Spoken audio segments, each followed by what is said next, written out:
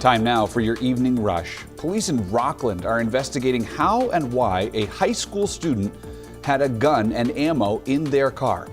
RSU 13 district staff wrote on social media that a student made serious and concerning statements, leading staff to call Rockland police to Oceanside High School.